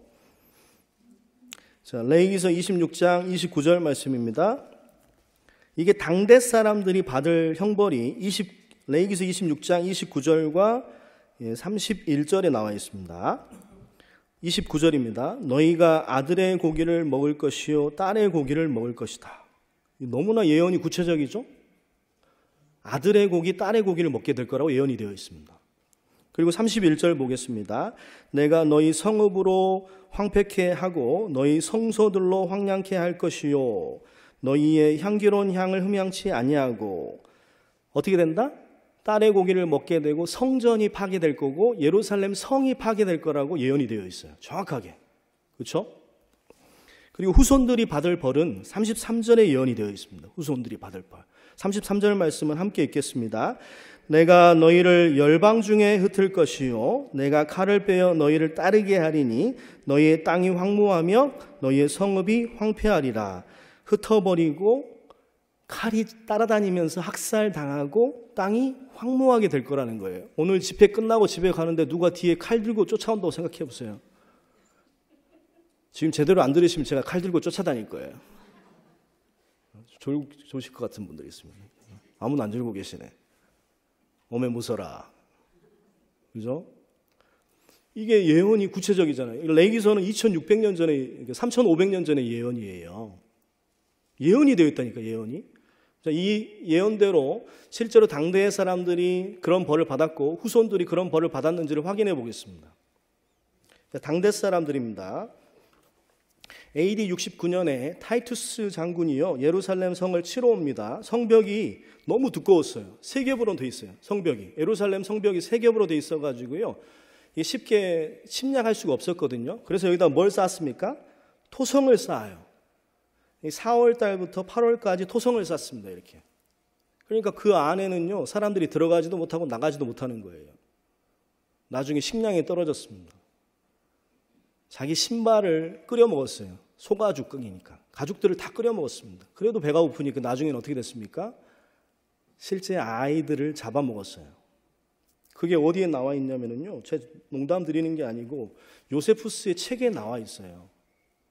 요세푸스의 책에 보시면 예루살렘의 포위와 멸망의 역사라는 책에 있거든요. 거기에 한 대목을 읽어드리면요. 마리아라는 여자가 아들을 죽여서 몸을 구운 후에 반은 먹고 반은 싸서 감춰놨다라고 이렇게 나와 있어요. 절반 먹고 나중에 먹으려고 절반을 감춰놓은 거예요. 마리아만 그런 게 아니라 수많은 사람들이 그렇게 했습니다. 레위기서 26장 말씀이 성취됐습니까? 안 됐습니까? 문자 그대로 성취됐잖아요. 그리고 31절에 보면 무슨 예언이 있었습니까? 예루살렘 성이 파괴될 것이다. 성전이 파괴될 거라고 예언이 되어 있습니다. 이 예언대로 AD 70년입니다. AD 70년에 타이터스 장군에 의해서 예루살렘 성이 함락이 됩니다.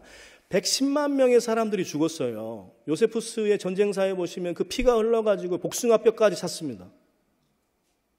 엄청난 대학살이 있었습니다. 그리고 누가복음 21장 6절 말씀에 보시면은요, 돌 하나도 돌 위에 남지 않고 다 무너뜨리우리라 이런 말씀이 있거든요. 이 성전을 불태웠는데 성전에 그 기물들이 금으로 되어 있었어요. 그래서 금물이 다 어디로 사라진 겁니까? 흡수된 겁니까? 이 성벽 사이사이로 금이 끼어 들어간 거죠. 그러니까 그 로마 병사들이 그 금을 캐내려고 이 성벽을 다 무너뜨려 버린 거예요. 돌 하나도 돌 위에 남지 않게 된 거예요. 실제 여기가 어디입니까? 이탈리아 가시면은 로마 가시면은 콜로세움만 보지 마시고 콜로세움 바로 뒤편에 이게 개선문이 있어요. 타이터스 장군의 개선문이 있는데요. 실제 성전을 회파시키고 성전에 있던 기물들을 갖고 간 장면이 나와 있습니다. 이거 보면서 뭐라고 얘기하셔야 됩니까? 레위기서 26장 31절 말씀이 사실이구만. 전 여기도 가봐야 되는데 가본 데가 아무 데도 없어요. 말만 하는 거예요. 네. 레위기서 26장 31절 말씀이 이런 거 보면서 좀 그런 걸 생각하세요. 그냥 뭐야 저거 이렇게 하지 마시고 사실이라는 겁니다. 사실. 그래서 지금은 예루살렘 성도 없고 성전도 없고 서쪽의 벽만 남았죠. 그래서 이 벽을 뭐라고 그럽니까? 통곡의 벽이라고 그러잖아요. 당대 사람들에게 내릴 심판의 모습이 정확하게 예언이 되어 있는데, 레위기서 26장에 예언이 되어 있는데 그대로 성취됐습니다. 후손들한테는 어떤 벌이 있다고요? 함께 읽겠습니다. 다시 한번. 내가 너희를 열방 중에 흩을 것이요 내가 칼을 빼어 너희를 따르게 하리니 너희의 땅이 황무하며 너희의 성읍이 황폐하리라. 흩어질 것이다. 학살당할 것이다. 황무지가 될 것이다. 너무나 구체적으로 예언이 되어 있잖아요. 그냥 죄 지으면 심판받아 이런 정도의 예언이 아니잖아요. 저는 두렵습니다. 이런 말씀 드릴 때마다. 너무 사실이니까. 그래서 실제로 그 AD 70년에 타이터스 장군에 의해서 110만 명이 학살을 당하고요. 전 세계에 뿔뿔이 흩어지게 됩니다. 후손들입니다. 후손들이 뿔뿔이 흩어지게 됐어요. 이걸 디아스포라라고 부르죠. 분산. 이거 보십시오. 전 세계에 뿔뿔이 흩어지는 거예요. 이 노란색 점이 뭐냐면요. 유대인들 분포도입니다. 유럽에 흩어졌어요. 이렇게 흩으려고 해도 힘들거든요. 북미에 흩어졌습니다. 남미에 흩어졌습니다. 심지어는 어디까지 흩어졌습니까? 소련과 러시아까지 흩어져 있어요. 전 세계 열방에 흩어졌다니까요. 레위기서 26장 말씀 그대로. 가는 곳곳마다 학살당했습니다. 타이터스 장군에 의해서 110만 명이 학살당했습니다. 135년에는 하드리안 황제에 의해서 58만 명이 학살당했고 전 세계에 또 뿔뿔이 흩어지게 됩니다. 다시 한번 또 뿔뿔이 흩어지게 돼요. 그리고 십자군 전쟁 때도 수많은 사람들이 학살당했고요. 그 다음에 유럽에 흑사병이 돌 때 유대인들이 우물에다가 독약을 탔다. 말도 안 되는 그런 누명을 씌워가지고 유대인들을 대량으로 죽입니다. 그리고 폴란드 전쟁 때 40만 명이 학살당합니다. 그리고 가장 많이 죽은 게 언제입니까? 2차 세계대전 당시에 600만 명이 학살을 당하게 돼요. 가는 곳곳마다 칼의 역사입니다. 1900년 동안 이런 역사를 갖고 있는 민족을 보셨습니까? 실감이 안 나시면 제가 진짜 칼 들고 따라다녀 볼게요. 말씀해 주세요. 실감이 안 나시면. 계속 칼을 들고 누가 쫓아다니는 역사인 겁니다. 1900년 동안.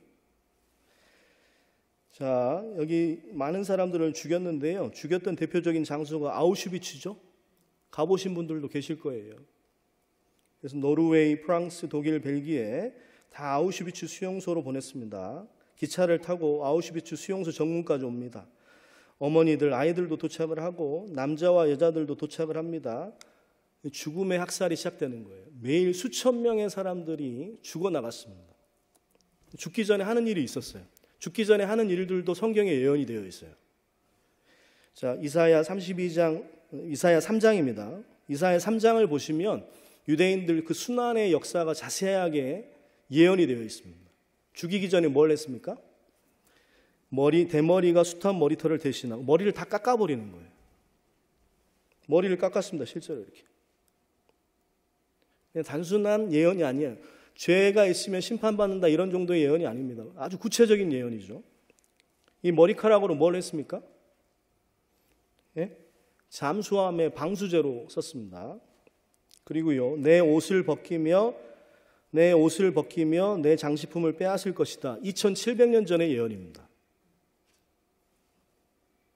이사야 3장 17절에 여호와께서 그들의 하체로 드러나게 하리라. 정확하게 예언이 되어 있습니다. 실제로 이렇게 옷 벗김을 당했고요. 장식품을 빼앗겼습니다. 반지들을 다 빼앗겼고요. 신발을 다 빼앗겼고 안경도 다 빼앗겼고 심지어는 이빨도 빼앗겼는데 금리빨을 모아가지고 만든 금괴도 지금 남아있죠. 장식품을 빼앗겼습니다. 옷 벗김을 당했잖아요. 성경 그대로. 그리고 에스겔서 23장 25절 말씀을 함께 읽겠습니다. 내가 너를 향하여 투기를 바라리니 그들이 분노로 내게 향하여 내 코와 귀를 깎아버리고 남은 자를 칼로 엎드러뜨리며 내 자녀를 빼앗고 그 남은 자를 불에 사르며. 여기 보면 코와 귀를 깎아버린다고 얘기했잖아요. 그 독일 병사들 중에서요, 코하고 귀를 수집하는 사람들이 실제로 있었습니다. 교토 가보셨어요? 일본에? 교토에 가시면은 우리 한국 사람으로서 조금 슬픈 사건이 귀무덤이라고 들어보셨습니까? 귀무덤이라는 곳이 있어요. 교토에 가보시면은. 도요토미 히데요시가 한국을 정벌할 때 전리품으로 뭘 갖고 오라고 그랬습니까? 처음에 귀를 잘라오라고 그랬어요. 귀를 잘라오면은 전리품으로 상금을 많이 줬어요. 도요토미 히데요시가. 근데 귀가 몇 개입니까? 2개죠. 두 사람을 죽였다고 속일 수가 있었어요. 그래서 나중에 뭘 잘라오라고 그랬습니까? 귀 말고 코 잘라와 이렇게 얘기한 거예요. 실제 거기 교토의 기무돔에 가보시면은요, 12만 6천 명의 사람들의 귀가 거기 있습니다. 그런 것처럼 이 독일 병사들도요, 귀를 잘라오고 코를 잘라와서 수집품으로 삼은 거예요. 사실입니다. 그리고 아이들도 많이 죽었습니다. 150만 명의 사람들이 죽었고요. 아이들이 150만 명이 죽었어요. 아이들이. 그리고 목욕시켜준다고 해가지고 딱 목욕하러 들어가면 뭐가 나오는 겁니까? 지글론 B 가스, 독가스가 나오는 겁니다. 수천 명이 죽었어요. 이렇게. 실제 가면 이런 자국들이 남아있죠? 이게 무슨 자국일까요? 그죠? 고통스러워서 벽을 긁은 장면이죠. 손톱에 피가 나올 때까지. 성경이 단순히 죄가 있는 곳에 심판이 있다 이런 정도를 얘기하면은요, 제가 이렇게까지 막 간절하게 얘기 안 할 거예요. 너무나 치밀하게 예언이 되어 있어요. 하나하나가 그대로 문자 그대로 성취됐다라는 것입니다. 한두 개는 짜맞추게 할 수 있겠죠. 한두 개는요. 근데 예언이 수천 가지가 넘습니다. 시체를 태워서 불로 소각시켰습니다. 그리고 성경에 보시면은요, 신명기 28장 60절에 애굽의 모든 질병을 내게로 가져다가 내 몸에 들어붙게 할 것이다. 여기서 말하는 질병은 일반적인 질병을 말하는 게 아니라 마두에라는 독특한 단어입니다. 아주 특별한 그런 질병을 말하는 거예요. 몸에다 세균을 집어넣는 거예요. 그러니까 쉽게 말하면 뭐 하는 겁니까? 의학 실험할 것도 예언이 되어 있는 겁니다. 여기만 마두에라는 단어를 썼어요. 질병이라는 단어를 쓸 때. 의학 실험하고 대충 꿰매어 놓은 다리고요. 각종 병균을 집어넣어 버리는 거예요. 이렇게 실험용으로 몇만 명이 죽었습니까? 40만 명의 사람들이 죽었거든요. 독일의 의학이 발전할 수밖에 없죠. 독일 약이 되게 좋잖아요. 왜? 실제 사람 가지고 실험했던 약이니까. 산 사람의 가슴을 열어서 해부하고 있고 산 사람의 머리를 열어서 뇌실험을 하고 있고요. 그러니까 모든 질병을 내 몸에 들이붓는다는 말씀도 성취됐습니까? 안 됐습니까? 그대로 성취됐다라는 거예요. 그래서 무서워요, 성경이. 이 40만 명 가까이를 실험했던 총 책임자가 누구였습니까? 이 사람 맹겔레라는 사람이 있었어요. 죽음의 천사 맹겔레. 이 사람이 40만 명을 가지고 실험을 했는데요. 너무나 아이러니하게도 이 사람은 73세까지 천수를 다하고 평안하게 죽었습니다. 이렇게 나쁜 짓을 한 사람이 73세까지 편안하게 살다가 죽었어요. 근데 걱정하지 마십시오. 최후의 심판이 있습니다. 우리가 걱정 안 해도 됩니다. 저 나쁜 놈 왜 안 잡아가고 왜 심판 안 하시지? 걱정하지 마십시오. 죽음 이후에 영원한 심판이 반드시 있습니다. 지금 남의 걱정할 때가 아닙니다. 자기를 걱정하십시오. 마음으로 들으시고 자기를 걱정하셨으면 좋겠습니다. 죄가 있는 곳에 심판이 있다라는 그런 단순한 논리가 아니라 예언이 문자 그대로 성취되는 겁니다. 그리고 굵은 베옷이 화려한 옷을 대신한다고 그랬는데 이게 무슨 말인지 잘 몰랐는데 굵은 베옷이 무엇입니까? 죄수복이에요. 죄수복이 화려한 옷을 대신하고 있습니다. 그 다음에 이사야 3장에 보시면 썩은 냄새가 향을 대신한다고 그랬죠. 2차 세계대전이 끝난 다음에 연합군이 들어갔는데 시체를 못 치워가지고 썩은 냄새가 진동을 하는 거예요. 문자 그대로 성취됐잖아요. 그래서 썩은 냄새가 향을 대신한다라는 그 말씀도 그대로 성취가 되었습니다. 그리고 세 번째 재앙이 무엇이었습니까? 땅이 황무지가 될 것이다. 1900년 동안 사람들이 살지 않았으니까 당연히 땅이 이렇게 됐겠죠. 이게 실제 사진입니다. 황무지가 되었습니다. 그래서 레위기서 26장 33절 말씀은 사실이라는 거예요. 사실. 문자 그대로 사실입니다. 레위기서 26장 33절 말씀을 함께 읽도록 하겠습니다. 내가 너희를 열방 중에 흩을 것이요 내가 칼을 빼어 너희를 따르게 하리니 너희의 땅이 황무하며 너희의 성읍이 황폐하리라. 이 말씀 중에 성취 안 된 거 있습니까? 분산되고 학살되고 그리고 황무지가 된 거 문자 그대로 성취됐습니다. 자, 정리해 보겠습니다. 끝난다는 뜻이 아닙니다. 정리한다 그러니까 갑자기 좋아하시는데 정리한다는 거예요. 자, 에덴 동산은 사실인데 죄가 있는 곳에 심판이 있습니다. 대홍수도 사실인데 죄가 있는 곳에 심판이 있고 소돔과 고모라도 사실인데 죄가 있는 곳에 심판이 있고 가장 강력한 증거 이스라엘의 죄가 뭡니까? 불순종이에요. 하나님 말씀에 대해서 귀를 막아버린 겁니다. 등을 돌린 겁니다. 불순종입니다. 불순종의 죄 때문에 분산당하고 학살당하고 황무지가 된다고 그랬는데 이 예언이 성취가 되었습니다. 우리 시대는 어떤 시대입니까? 죄악이 많은 시대예요. 나도 죄가 많습니다. 심각하게 생각하십시오. 심판이 있을 겁니다. 근데 재수없게 심판 얘기하는 게 아니라 왜 이 얘기를 하느냐? 심판이 있는 곳에 피할 길도 있다라는 것을 말씀드립니다. 노아의 대홍수 사건이 있었는데 사람들에게 바로 심판하지 않으셨잖아요. 방주를 만들게 하셨습니다. 피할 길을 주셨고 몇 년의 시간을 주셨습니까? 120년 동안의 시간을 참으셨어요. 바로 심판하지 않고 노아가 외쳤습니다. 방주에 타십시오. 사람들은 무시했다라는 것입니다. 그런 어리석음을 범하지 마시기 바랍니다. 좀 피곤하실까 봐 피곤하신데도 말씀 너무 잘 들으셔가지고 제가 영화 한 편을 하나 보여드리겠습니다.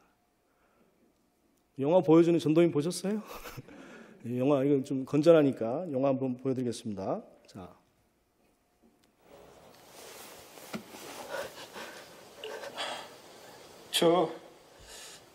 제가 찾는 여동생 이름은 막수인데 윤막순. I don't know my real name. I was adopted by a family in the United States when I was just a little girl. 아이고, 저 맞을러. 아이고, 한국말 뭐하네.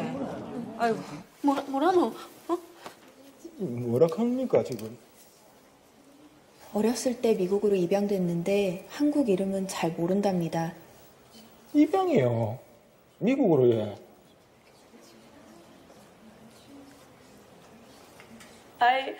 I only have one clear 한 memory. 가지 기억하는 건 It was Gyeongnam-port in the winter. 겨울에 흥남부두에서 My big brother 덩치 큰 오빠가 My brother was carrying me on his back and 저를 running. 안고 막 And I 달리는데 remember he was scolding 그 me. 오빠가 저를 혼냈던 게 기억납니다.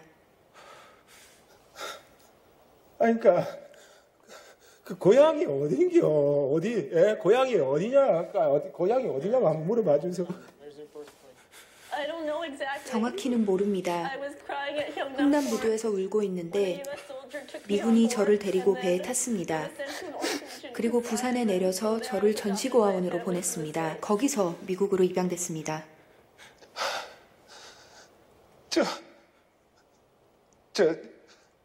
맞다. 우리 막스이는 귀 왼쪽 귀 뒤에 사마귀가 있습니다. My sister Maxine has a mole on her behind her ear.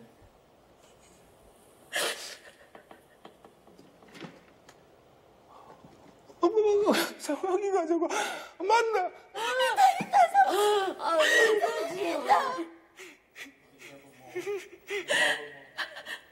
I remember 또 기억나는 건 Please tell me more. I remember right before we were separated. 헤어지기 바로 전에 My brother told 오빠가 me, 한 말이 있습니다. 여 운동장이 아니다. 놀러 나온 게 아니다. 알아? 알아봐이 선, 공 잡아라, 공 잡아라. 진짜로 내 동생 막순아, 막순아.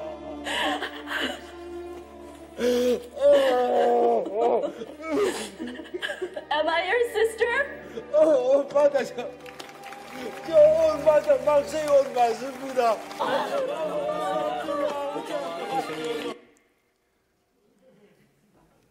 이 막순이를 찾는데 증거가 몇 가지가 필요했습니까? 3개밖에 안 되잖아요. 귀 뒤에 사마귀 하나하고 여 운동장이 아니다, 놀러 온 거 아니다, 오라비 손 꼭 잡아라, 저고리 하나. 이 증거 3가지 가지고 오빠하고 여동생이 만남이 됐잖아요. 근데 제가 어제부터 얼마나 많은 증거들을 보여드렸습니까? 이제 이 정도면 하나님 만나셔야 되는 거 아닙니까? 아버지하고 좀 안아드려야 되는 거 아닙니까? 보이시지는 않지만. 증거를 많이 보여드린다고 해가지고 믿어지는 게 아니에요. 하나라도 확실하면 그냥 이제 하나님의 손을 좀 잡으시는 그런 지혜로움을 좀 가지셨으면 좋겠습니다. AD 70년 이후로 계속해서 분산되고 학살되고 황무지가 됐는데요. 하나님은 결국에는 사랑의 하나님이시거든요. 그리고 자기 백성의 죄가 싫다고 내어버리시는 하나님이 아니셔가지고 성경에 이스라엘 백성들이 회복할 것도 예언이 되어 있습니다. 그래서 이제 회복하는 그 모습을 잠깐 보시고 이제 마치려고 합니다. 1900년 동안 분산당하고 학살당하고 황무지가 된 이스라엘 향해서 하나님께서는 이렇게 예언을 하셨는데요. 이사야 66장 8절에 보시면은요. 나라가 어찌 하루에 생기겠고 민족이 어떻게 순식간에 나겠느냐. 그러나 시온, 이스라엘입니다. 이스라엘은 잉태한 즉시, 임신한 즉시 그 자민을 순산할 것이다. 이렇게 2700년 전에 예언이 되어 있습니다.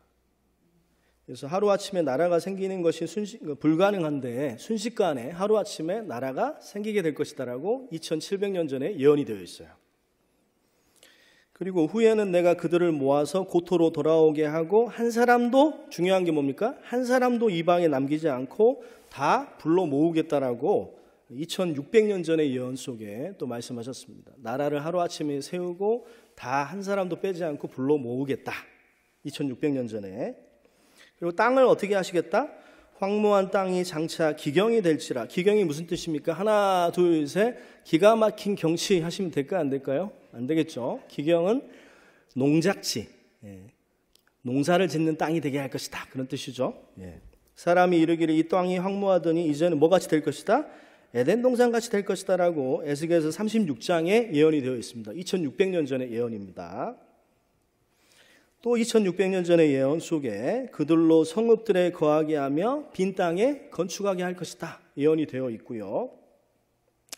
그 다음에 여러분 돈 좋아하시는데 돈을 다 누가 갖고 있습니까? 이스라엘 민족들이, 유대인들이 다 갖고 있죠. 왜 그렇습니까? 말씀에 그렇게 나왔기 때문에. 이사야 60장은 2700년 전의 예언인데 열방의 재물입니다. 한 나라의 재물이 아니라 전 세계의 재물이 이스라엘에게 올 것이다 라고 예언이 되어 있습니다. 그리고 내가 내게 재물 얻을 능력을 주겠다라고 신명기 8장에 예언이 되어 있고요. 그 다음에 저는 신명기 28장 12절 말씀 보시면은 내가 많은 민족에게 꾸어질지라도 너는 꾸지 아니할 것이다. 이게 무슨 뜻입니까? 돈을 빌려주는 민족이 되고 돈을 빌리는 민족은 안 될 것이다 라고 되어 있거든요. 은행이 영어로 뭡니까? 하나, 둘, 셋. 은행 하시면 안 되겠고, 은행이 영어로 뱅크예요. 이 뱅크라는 단어가 어디에서 유래했냐면 유대인들이 돈을 빌려주던 책상의 이름이 방코였습니다. 방코에서 유래된 단어가 뱅크였어요. 앞으로 뱅크라는 단어를 보시면 뭐라고 말씀하셔야 됩니까? 신명기 28장 12절 말씀이 사실이구만. 아시겠습니까? 이 말씀을 보시면 응용을 하세요. 응용을. 생각을 해보시고. 자, 그리고 내가 내 하나님 여호와께서 너를 세계 모든 민족 위에 뛰어나게 할 것이다. 가장 똑똑한 민족으로 만들어줄 것이다라는 얘기입니다. 신명기 28장의 예언이고요. 자, 이 말씀은 함께 읽겠습니다. 시작. 여호와께서 말씀하시되 그날에는 내가 저는 자를 모으며 쫓겨난 자와 내가 환난 받게 한 자를 모아 그 저는 자로 남은 백성이 되게 하며 멀리 쫓겨났던 자로 강한 나라가 되게 하고 나 여호와가 시온산에서 이제부터 영원까지 그들을 치리하리라 하셨나니 멀리 쫓겨났던 이스라엘이 강한 나라가 되게 할 것이다라고 2700년 전에 예언하셨습니다. 그래서 이렇게 1900년 동안 뿔뿔이 흩어지고 가는 곳마다 학살을 당했잖아요. 그리고 1900년 동안 황무지가 된 땅을 향해서 예언을 종합해 보겠습니다. 제가 지금 말씀한 내용을 종합해 본 거예요. 함께 읽어보시겠습니다.